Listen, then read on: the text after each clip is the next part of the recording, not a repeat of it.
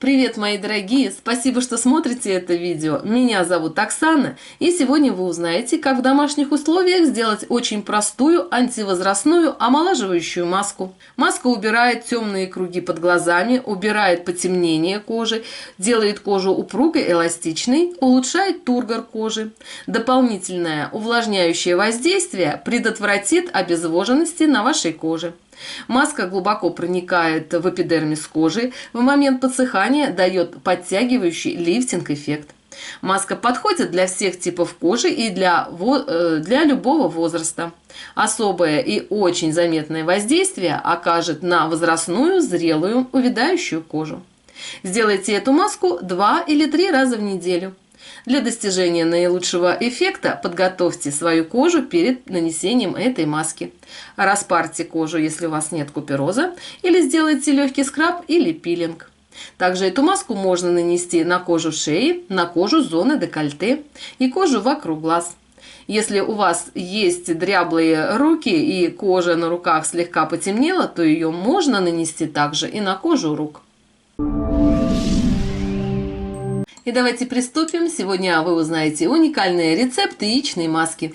Сегодня я вам предлагаю сделать маску из желтка. И первое, что нужно сделать, это отделить желток от белка. Желток, который отделим от белка, будем использовать в сегодняшней маске. Но, конечно же, белок, который остался, мы не выбрасываем, оставляем его в холодильнике. И завтра мы с вами сделаем уникальную лифтинг-подтягивающую маску из белка. Главное, накройте либо какой-то салфеточкой, либо целлофановой пленкой, либо крышечкой, так, чтобы белок не подсох. А сегодня приступаем к приготовлению маски из желтка. Сегодняшняя маска – это маска двухфазная, которая дает не только питательное, смягчающее кожу воздействие, также в момент смывания эта маска будет давать и скрабирующий эффект, мягко и деликатно будет отшелушивать верхний ороговевший слой клеток. В желток нужно добавить 1 чайную ложку кофейной гущи. Кофейную гущу лучше всего использовать с свежесваренного кофе. Если у вас нет свежего кофейной гущи, то также можно использовать и подсушенный. Кстати, кофейную гущу вы можете сохранять и копить заранее. То есть свежий кофе, который вы выпили. Я беру кофе из кофемашины, у меня скапливается там количество. И его, если скопилось много, есть 2 варианта хранения именно кофейной гущи. Вы можете его подсушить на открытом воздухе. Также вы можете эту кофейную гущу заморозить. И тот, и другой вариант идеально подходят для использования в домашних масках. Затем тщательно вбейте кофейную гущу в желток, так, чтобы получилась однородная консистенция. Кофейная гуща со свежемолотых зерен дает очень хороший эффект уплотнения кожи, так как в состав кофейных зерен входит большое количество плотных масел, которые улучшают тургор кожи, улучшают состояние кожи. Дополнительно кофейная гуща дает и очень красивый оттенок кожи лица. Затем добавьте в этот состав рисовую муку. Рисовую муку вы можете самостоятельно приготовить. Если у вас нет готовой, просто возьмите, перемелите обычный рис.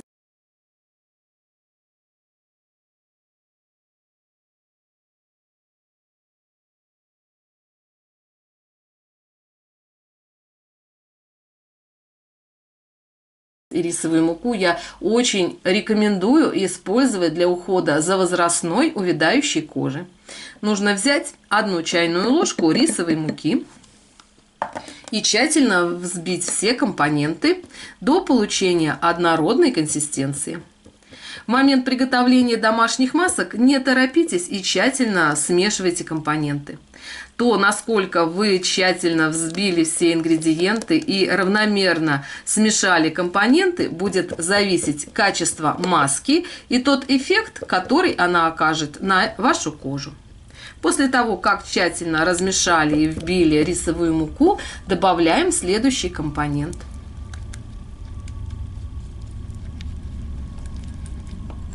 Следующий ингредиент для этой маски нам понадобится косметическое масло.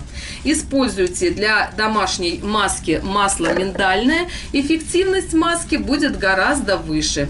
Миндальное масло хорошо также освежает и смягчает кожу. Если у вас нет под рукой миндального масла, то его можно заменить и обычным оливковым маслом, либо другим косметическим.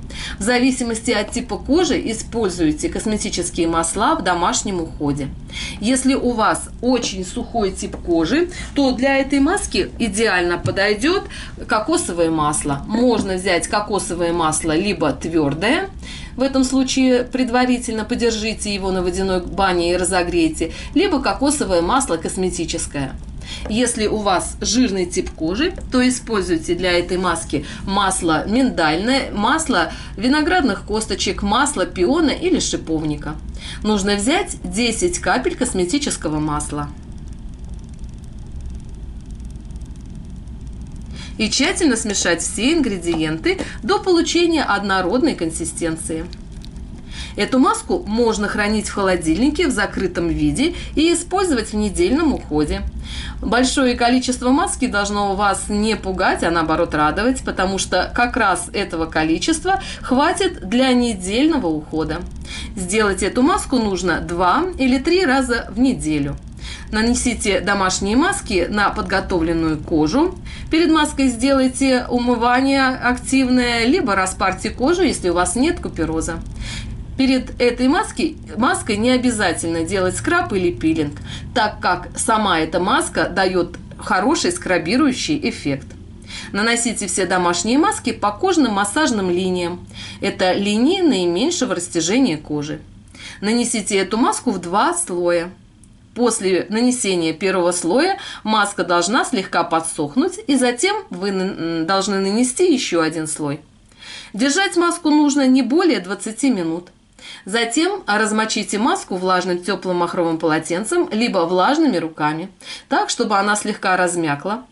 И в момент смывания сделайте массаж лица по кожным массажным линиям, круговыми движениями, скрабируйте кожу и оставьте еще на 5 минут. Затем смойте маску водой комнатной температурой. Протрите кожу кубиком льда с заваренными лекарственными травами, либо домашним тоником, рецепт которого вы можете найти на моем канале. Затем нанесите питательный или увлажняющий крем. Обязательно поделитесь этим видео со своими друзьями, мамами, подругами, для того, чтобы как можно больше женщин знали о простых способах омоложения кожи лица в домашних условиях. Всем мира, добра и красоты. А с вами была Оксана. Увидимся завтра с новым рецептом. Всем всего хорошего. Пока-пока.